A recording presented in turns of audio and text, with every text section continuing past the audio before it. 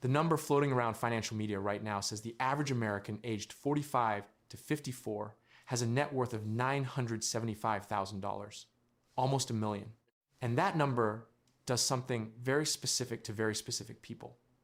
It makes a 45-year-old who is doing reasonably well, paying the mortgage, contributing something to their 401k, actually showing up to their life, feel like a complete financial failure by comparison. Because they're 45, they're nowhere near $900,000.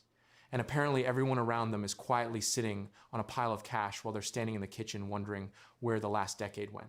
Here's the correction that never makes the headline.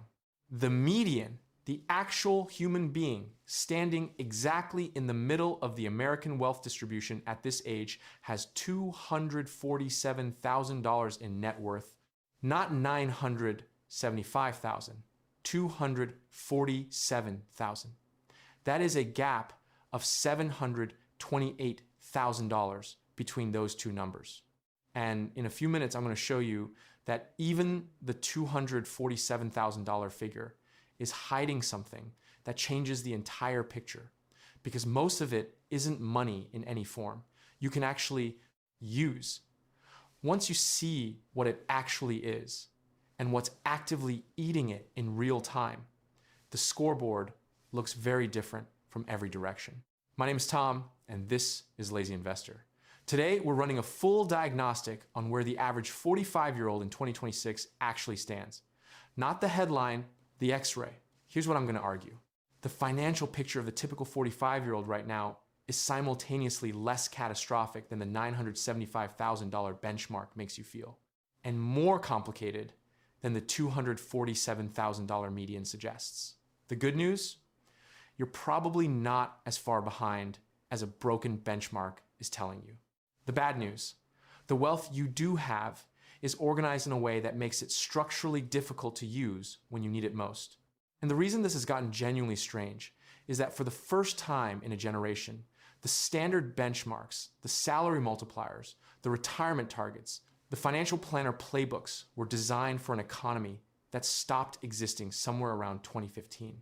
I'll walk you through 4 things about the financial reality of being 45 right now that most coverage skips entirely. I'll give you the real percentile breakdown so you can place yourself on an honest scoreboard. And I'll end with 3 specific, non-generic actions calibrated to the actual situation of a 45-year-old in 2026.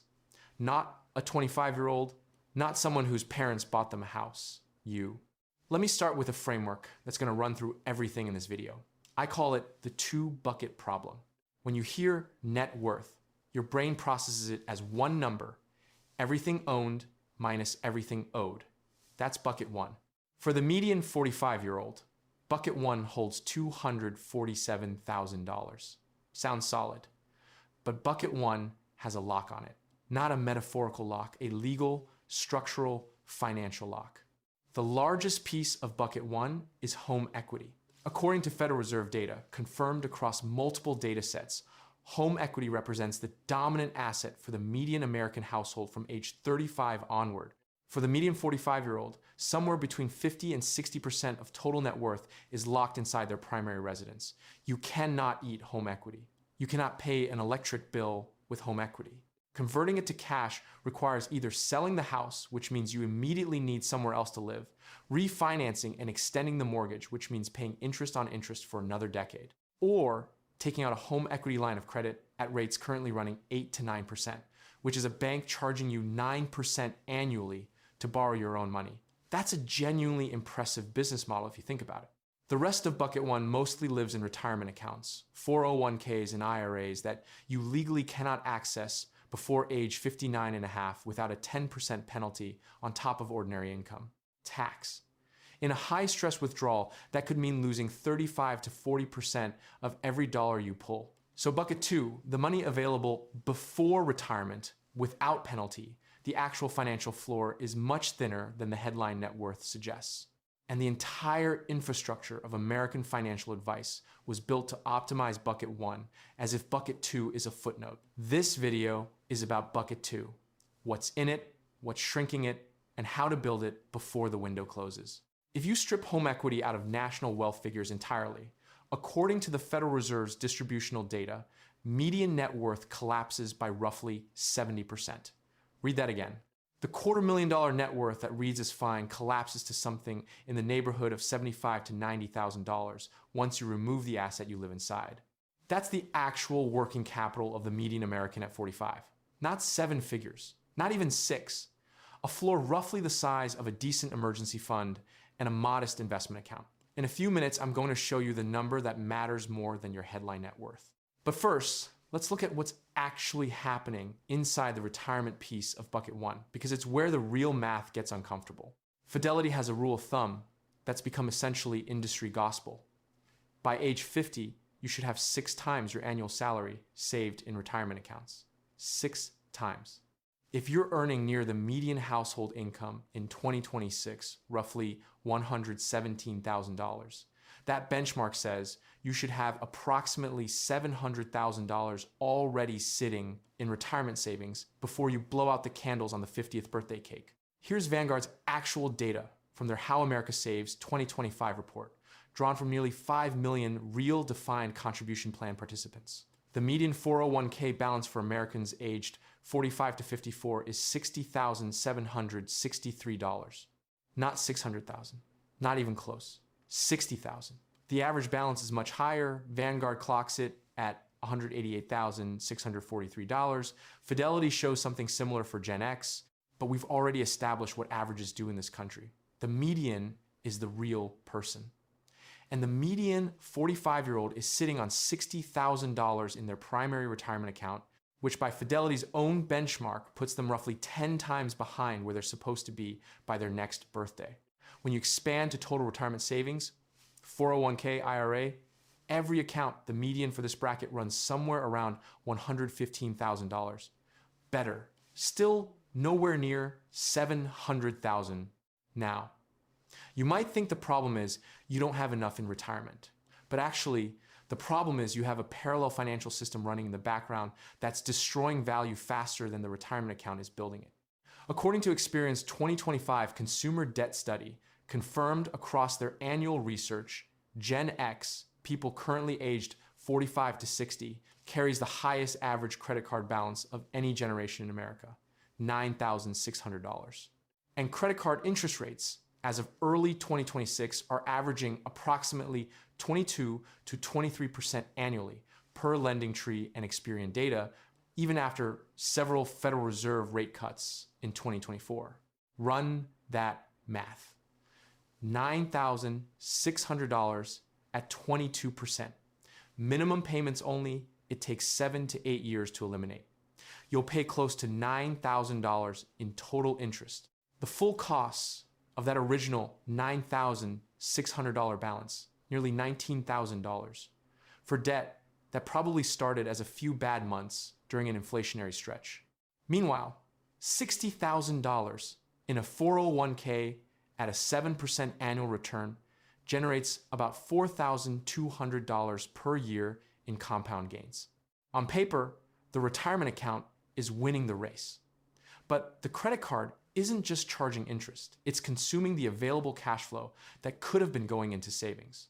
The $400 to $500 a month in minimum payments and interest on that card, redirected to a retirement account for 20 years, would compound to somewhere around $250,000 by age 65. The credit card is the leak in bucket 2. Every dollar of income that flows toward 22% interest is a dollar that can't compound at 7%. You can pour water into the savings bucket all day. If there's a hole running 22%, the level barely moves. And it's not just credit cards.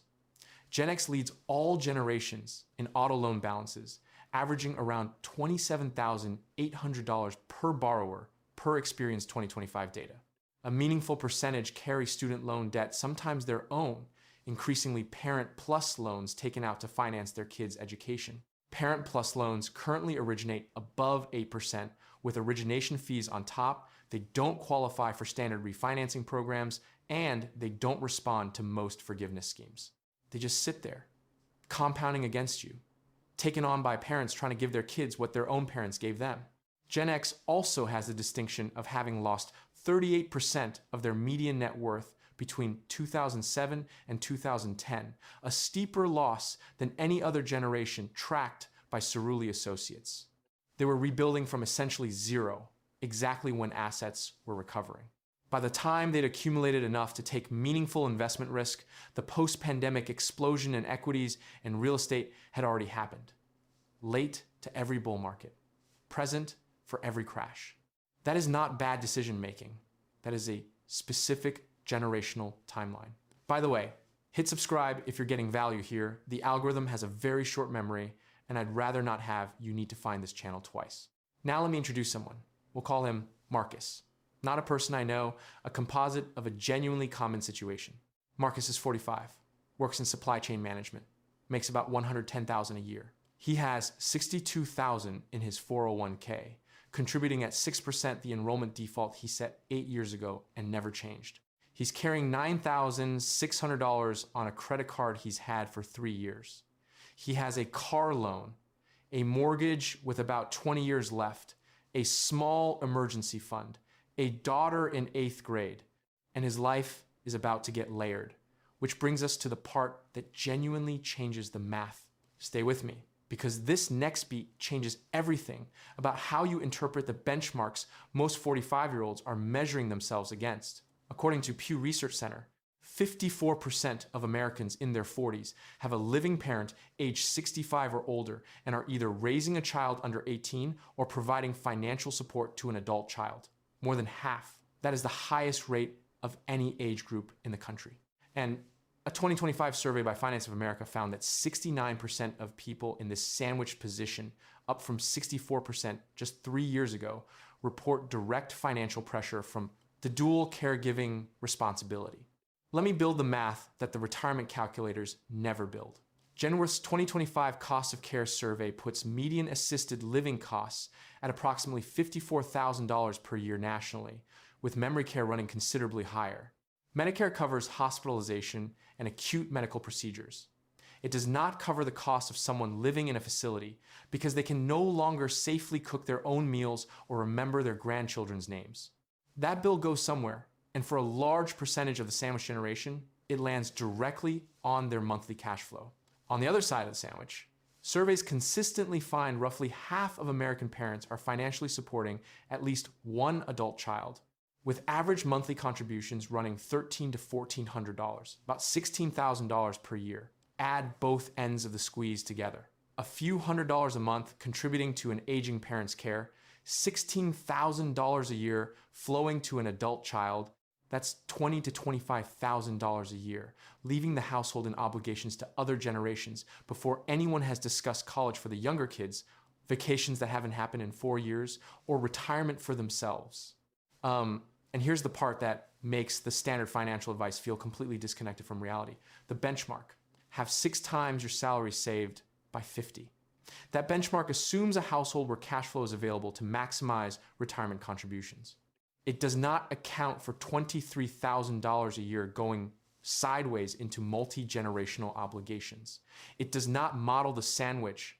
It models a linear household that has become the exception, not the rule. Nearly 75% of sandwich generation respondents in a 2025 Athene Harris Poll survey said they've adjusted their retirement goals to accommodate family financial support. They're not being irresponsible. They are the fulcrum. And there's genuinely no budgeting hack that makes the math work when you're running 3 households on 1 income stream. Here's the honest confession version of what I want to say here. Knowing these numbers, the gap, the credit drag, the multi-generational squeeze, and having a framework to actually act on them are 2 entirely different things. I spent years surrounded by accountants and fiscal lawyers running my own business, watched money move in ways that most people never see documented. And what I kept seeing wasn't an information problem. People know they're behind. They know they have credit card debt. What they don't have is a framework that translates that knowledge into specific sequence decisions at specific ages. So I built one. It's called The Exit Code, a digital book, 8 chapters built on 50 years of actual retirement data, no filler, no motivational padding. 2 elements I want to call out because they connect directly to what we've been talking about. First, the book goes deep on what I call the 4% trap, the withdrawal rate that breaks down for people who haven't had a perfectly smooth accumulation phase and lays out a dynamic withdrawal method that replaces it real-world retirement portfolios. Most people your age haven't had a linear savings trajectory. The standard 4% rule was built for someone who did. Second, there's a complete analysis of what I call the invisible bill. $14,000 a year in healthcare coverage that materializes the moment someone tries to retire before Medicare starts at 65. If you're thinking about leaving work at 62 or 63, this is the cost that destroys the plan you spent 30 years building. It's invisible right up until you need it. You can get the exit code through the link in the description for less than a dinner out. Every year you postpone getting a real framework on this compounds against you, not as a marketing line, as arithmetic. The math on delayed decisions doesn't get friendlier with time. Now, the thing most 45-year-olds are quietly counting on to eventually close the gap, the cavalry from above. The great wealth transfer is real. Cerulli Associates, a Boston-based research firm, has updated their projections.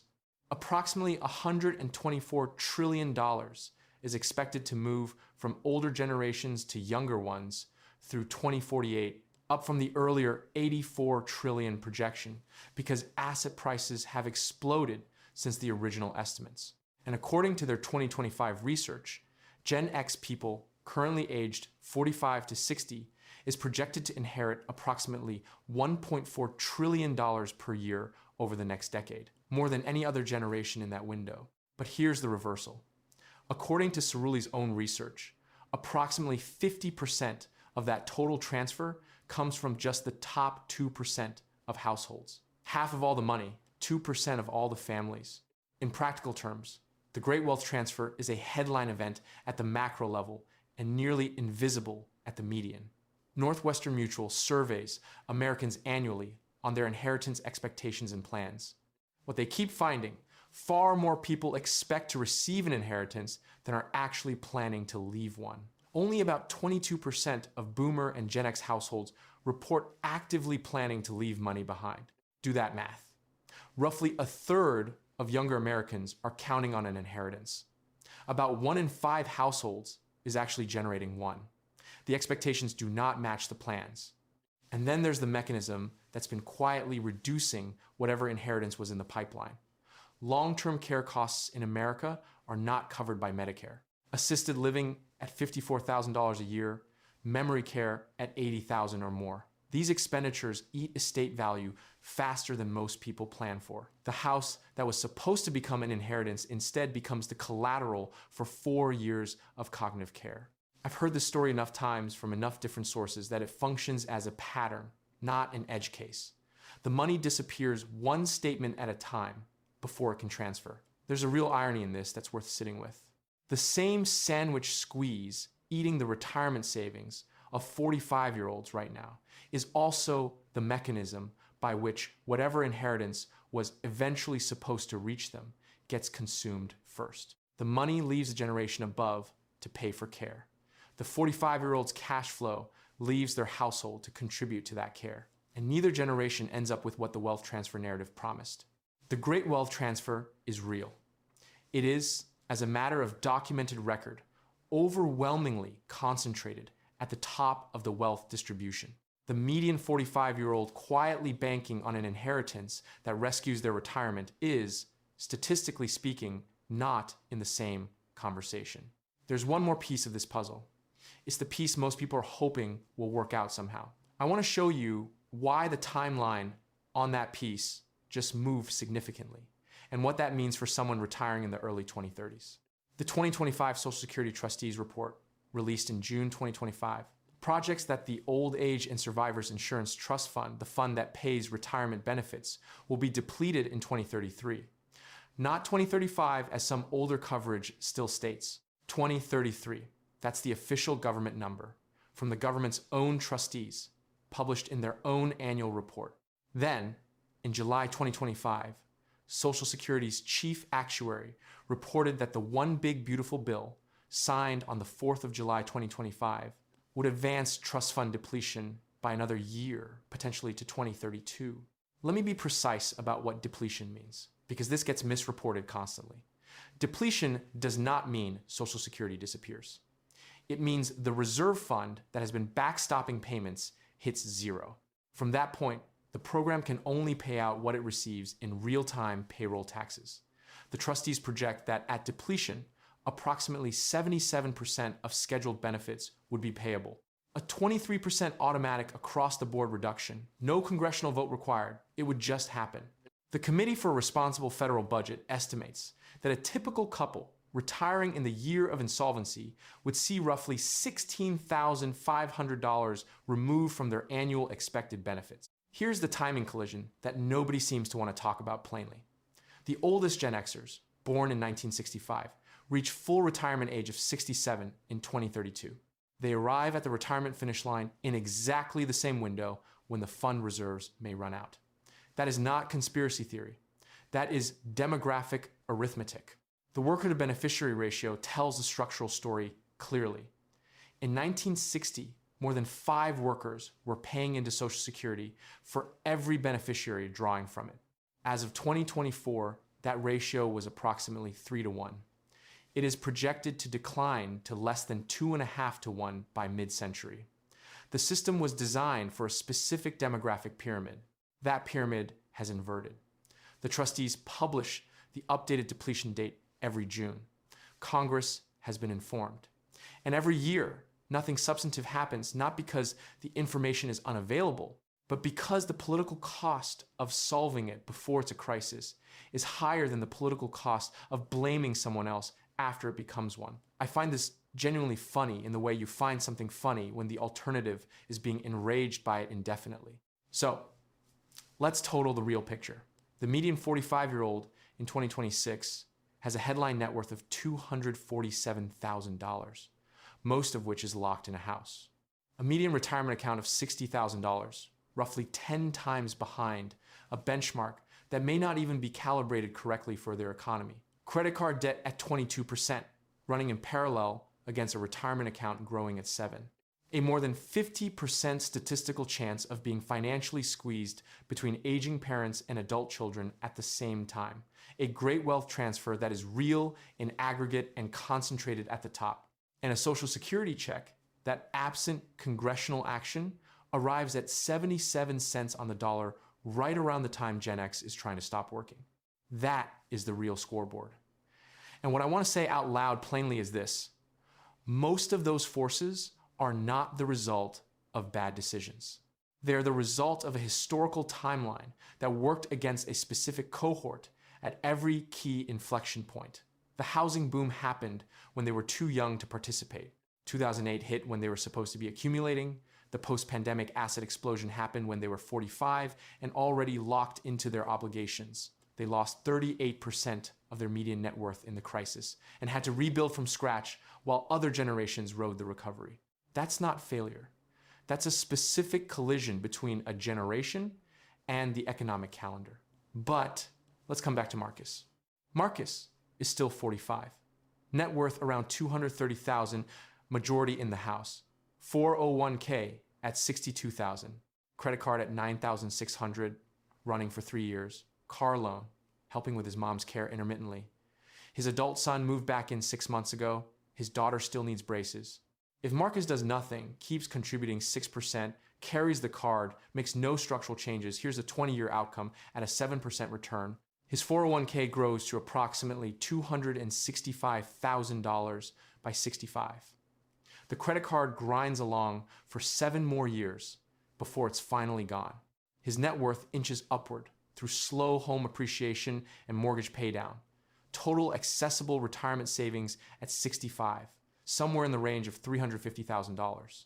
At a 4% withdrawal rate, that generates $14,000 a year in portfolio income. Add a Social Security check. At 77% of his projected benefit, call it about $17,000 annually. Total retirement income, $31,000 a year. His current household income is $110,000. That is not retirement. That is the continuation of financial anxiety in a different zip code.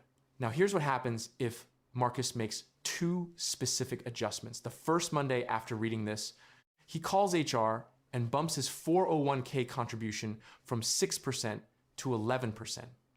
On his salary, that's approximately $420 additional per month before tax. He also adds $250 per month above the minimum payment on the credit card. At that pace, he eliminates the $9,600 balance in about 30 months.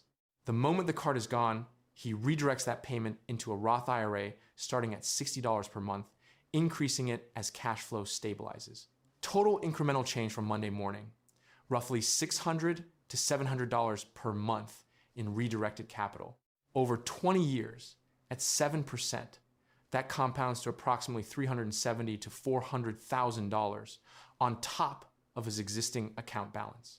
Combined total retirement savings at 65, somewhere between $620,000 and $680,000, with a Social Security benefit that actually supplements rather than anchors. From 2 decisions made before the second cup of coffee, not a second income, not a real estate empire, not a crypto bet, 2 automations and a phone call to HR.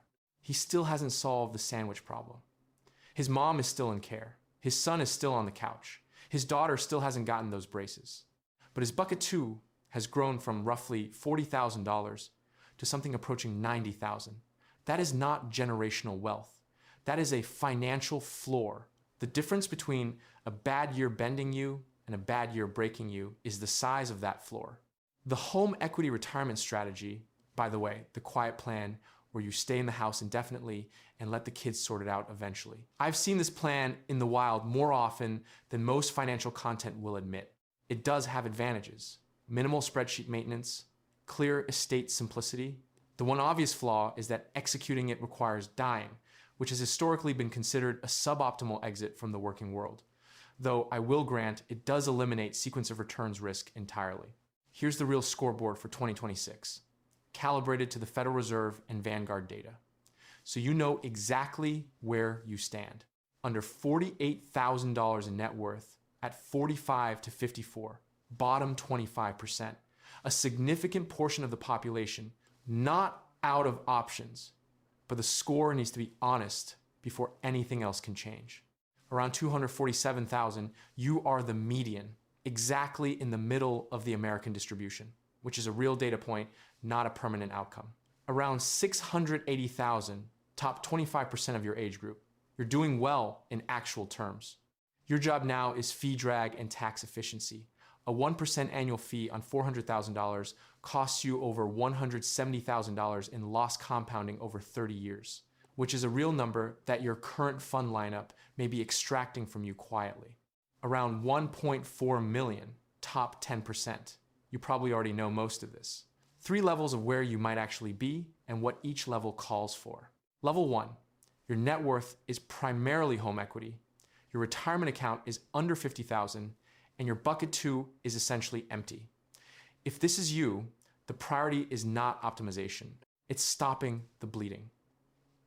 Eliminate the highest interest debt. Establish a small automatic retirement contribution that captures at least the employer match. That's a guaranteed 50 to 100% return that no investment product can touch, and do not add to any debt above 10% interest.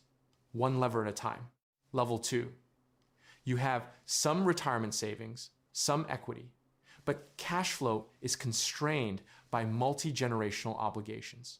The move here is not to heroically max every account simultaneously. It's to pick the single highest leverage action. Usually that's getting to the full 401k employer match. After that, a very boring taxable brokerage account with automatic contributions to a low-cost index fund. Unsexy, effective. Level 3. You have over $200,000 in liquid retirement assets. You're capturing the full employer match and you're carrying no revolving credit card debt. If you're here at 45, your job is not to save harder. It's to stop the 2 quiet destroyers: fee drag and tax inefficiency. Same boring index fund, lower expense ratio, Roth conversion in lower income years, stress-tested Social Security projection. That's it. Now, 3 practical takeaways specific to your situation at 45 in 2026. 1, calculate your bucket 2 number this week. not an estimate. Open each account, apply the 10% penalty and income tax to the retirement accounts as if you access them today, add up what's actually liquid. That number tells you your real financial floor more accurately than any net worth calculator. 2. If you are carrying credit card debt above 15% interest, paying it off is the single highest return investment available to you right now. Eliminating a 22% balance is a guaranteed 22% return. The S&P 500 has historically averaged 12 to 13% with significant volatility. A guaranteed 22 beats that in any scenario where the cost is certain, clear the card before you optimize anything else. 3. Run your Social Security projection at 77% right now. Go to the Social Security Administration's website, pull your current earnings statement, find your projected benefit, and multiply by 0.77. Build your retirement income model around that number. If Congress acts before 2032 or 2033, you'll have surplus. If they don't, you won't be blindsided by a 23% cut to your baseline income assumptions when you need them most. The 45-year-old who knows their bucket 2 has eliminated the 22% leak and has stress tested their Social Security projection is playing a fundamentally different game than the one staring at a $975,000 headline average and quietly assuming they failed. Lazy investing built more fortune than crypto memes. Pull up a 20-year comparison between a 2-fund index portfolio and the average actively managed fund, or the average crypto portfolio after fees, taxes, and the one moment in every cycle when someone panic sold during a 40% drawdown at 3 in the morning. The boring machine wins every time. The noisy one has better marketing and worse